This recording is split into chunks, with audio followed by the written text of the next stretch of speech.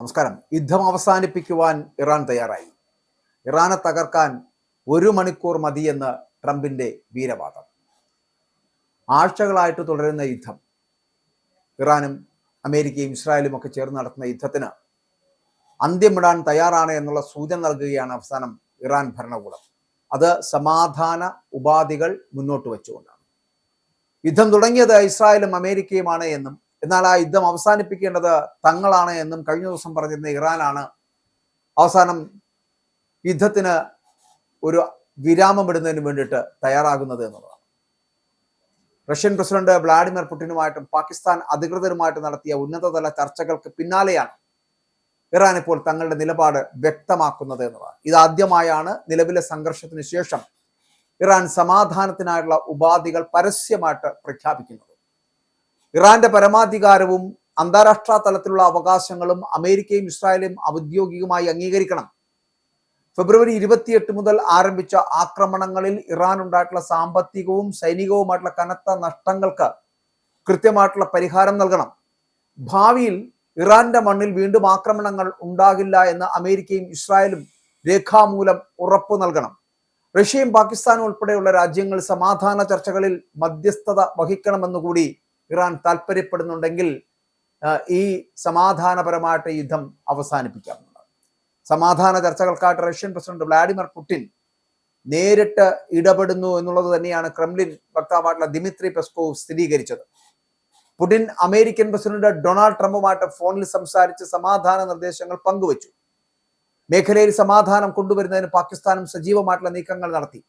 ആക്രമണം തുടരുന്ന സാഹചര്യത്തിൽ വെടിനിർത്തൽ ചർച്ചകൾക്ക് സ്ഥാനമില്ലെന്ന് നേരത്തെ തന്നെ പറഞ്ഞിരുന്ന ഇറാൻ ഇപ്പോൾ ഉപാധികൾ മുന്നോട്ട് വെച്ചത് ശുഭസൂചനയാണ് എന്നുള്ളതാണ്. എന്നാൽ ഇറാന്റെ ഉപാധികൾ അത് അംഗീകരിക്കുവാൻ അമേരിക്കയും ഇസ്രായേലും തയ്യാറാകുമോ എന്നതാണ് ഇനി അറിയേണ്ടത് എന്നുള്ളത്. അതേസമയം ഇറാനിൽ നിർണായകമായിട്ടുള്ള നീക്കവുമായിട്ട് പരമോന്നത നേതാവായിട്ടുള്ള മുജ്തബ ഖമേനി മുന്നോട്ട് പോവുകയാണ്. ആണവ പദ്ധതികളും യുറേനിയം സമ്പുഷ്ടീകരണവുമായിട്ട് ബന്ധപ്പെട്ട കരാറുകളൊക്കെ റദ്ദാക്കാനുള്ള ഒരു നീക്കം നടത്തുന്നു. ഇതുമായിട്ട് ബന്ധപ്പെട്ട എല്ലാ അന്താരാഷ്ട്ര കരാറുകളും ചട്ടങ്ങളും റദ്ദാക്കാൻ പോകുന്നു.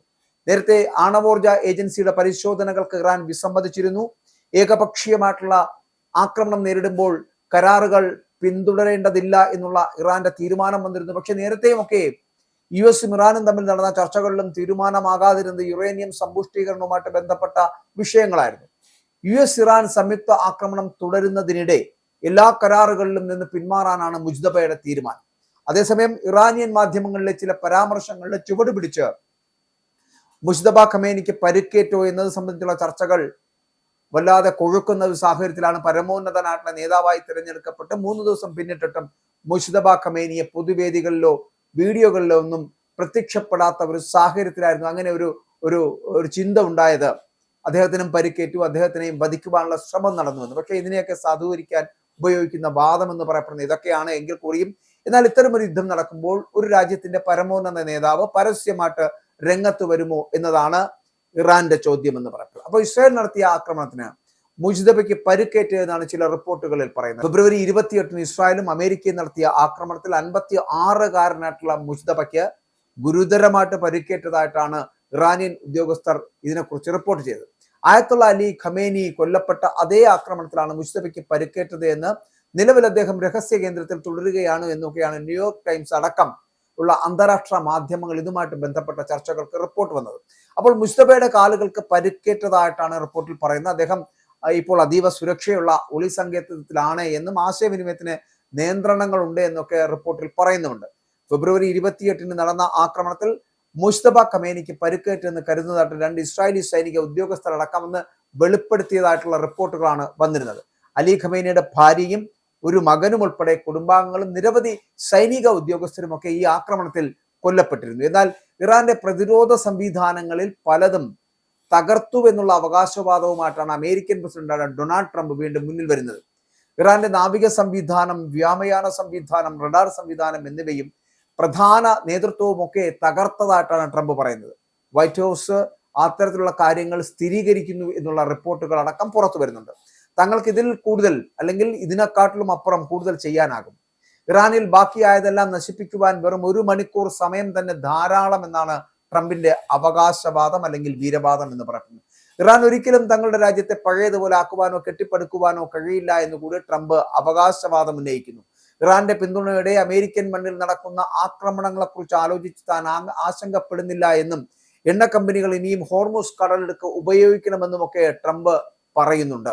അതേസമയം ഇറാനിൽ ഇനി തങ്ങൾ ലക്ഷ്യമിടാൻ ബാക്കിയൊന്നുമില്ല എന്ന് കൂടി അവകാശപ്പെടുന്ന ട്രംപ് ഇറാനുമായിട്ടുള്ള യുദ്ധം അവസാനിപ്പിക്കുവാൻ ഒരുങ്ങുകയാണ് എന്നുള്ളതാണ് പറയുന്നത്. യുദ്ധം എപ്പോൾ വേണമെങ്കിലും അവസാനിപ്പിക്കുവാൻ തനിക്ക് കഴിയുമെന്നും അത് അവസാനിക്കുക തന്നെ ചെയ്യുമെന്നും യുദ്ധം വളരെ നല്ല രീതിയിലാണ് ഇപ്പോൾ മുന്നോട്ട് പോകുന്നത് എന്നും നിശ്ചയിച്ച സമയപരിധിയേക്കാൾ നേരത്തെ തന്നെ യുദ്ധം അവസാനിപ്പിക്കുവാനുള്ള സാഹചര്യമാണ് ഇപ്പോൾ ഉണ്ടായിരിക്കുന്നത് എന്നുകൂടി ട്രംപ് അവകാശപ്പെടുന്നുണ്ട്. അതായത് ഇറാന്റെ ഒരു സമാധാനപരമായിട്ട് യുദ്ധം അവസാനിപ്പിക്കാമെന്നുള്ള നീക്കം അത് ട്രംപും അംഗീകരിക്കുന്നതായിട്ട് നമ്മൾ മനസ്സിലാക്കേണ്ടിയിരിക്കുന്നു. 6 ആഴ്ച യുദ്ധം നീണ്ടുപോകുമെന്ന് കരുതിയിരുന്നു. എന്നാൽ അതിനു മുന്നേ തന്നെ അവസാനിപ്പിക്കുവാൻ കഴിയുന്നു എന്നുള്ളതാണ് യാഥാർത്ഥ്യം. യഥാർത്ഥത്തിൽ വിചാരിച്ചതിനേക്കാൾ നേരത്തെ കൂടുതൽ നാശനഷ്ടങ്ങൾ ഇറാനിൽ വരുത്താനായിട്ടുണ്ട്. ഇറാൻ അമേരിക്കയെയും ഇസ്രായേലിനെയും ഭീഷണിപ്പെടുത്തുക മാത്രമല്ല മറ്റ് പശ്ചിമേഷ്യൻ രാജ്യങ്ങളെയും ലക്ഷ്യമിട്ടുകൊണ്ട് മുന്നോട്ട് പോകുന്നുണ്ട്. ഏകദേശം 47 വർഷത്തെ ചെയ്തികൾക്കുള്ള തിരിച്ചടിയാണ് ഇപ്പോൾ ഇറാന് നൽകിയിരിക്കുന്നത് എന്നും അത് അത്ര എളുപ്പത്തിൽ അതിൽ നിന്ന് രക്ഷപ്പെടാൻ ഇറാൻ ആവില്ല എന്ന് കൂടി ട്രംപ് ചൂണ്ടിക്കാണിക്കുന്നത് തന്നെ ഇനി ഇറാൻ ഇല്ല, ഇറാനെ തകർത്ത് തരിപ്പണമാക്കിയിരിക്കുന്നു എന്നുള്ളതാണ്. പക്ഷേ അങ്ങനെ തകർത്ത് തരിപ്പണമാക്കുന്ന തരത്തിലേക്ക് ഇറാൻ എത്തിയിട്ടുണ്ട് എങ്കിൽ എന്തുകൊണ്ടാണ് ഇറാൻ ഇത്തരത്തിലുള്ള തിരിച്ചടികൾ ഇസ്രായേലിനും ഒപ്പം തന്നെ അമേരിക്കയ്ക്ക് നൽകിയത്? മാത്രമല്ല ഗൾഫ് മേഖലകളിൽ അവരുടെ ഇടപെടലുകൾ അല്ലെങ്കിൽ അവരുടെ മിസൈൽ ആക്രമണങ്ങൾ എന്ന് പറയപ്പെടുന്നത് തകർത്തെറിഞ്ഞത് അമേരിക്കൻ സൈനിക താവളങ്ങളെയായിരുന്നു എന്നുള്ള അതിലും ഭയപ്പെടുന്ന ട്രംപാണ്. പക്ഷെ ഇപ്പോൾ എന്തായാലും യുദ്ധം അവസാനിപ്പിക്കുവാൻ ഇറാൻ തയ്യാറായി മുന്നോട്ട് വരുമ്പോൾ ആ ഇറാനുമായിട്ടുള്ള സമാധാന ചർച്ചകൾ നടത്തി മുന്നോട്ട് പോകേണ്ടത് അത്യാവശ്യമാണ്. അത് UN അടക്കം ഇപ്പോൾ പറയുന്നുമുണ്ട്. അങ്ങനെ പക്ഷേ ട്രംപിന്റെ അവകാശവാദങ്ങളും വീരവാദങ്ങളൊന്നും അവസാനിക്കുന്നില്ല. ഇറാനെ തകർക്കാൻ വെറും 1 മണിക്കൂർ മാത്രം മതി എന്ന് അവകാശപ്പെടുന്ന ട്രംപിന് യുദ്ധം എങ്ങനെയെങ്കിലും ഒന്ന് അവസാനിപ്പിച്ചാൽ മതി അല്ലെങ്കിൽ അവസാനിച്ചു കിട്ടിയാൽ മതി എന്നുള്ള ഒരു അവസ്ഥയിലേക്ക് എത്തിയിരിക്കുകയാണ്.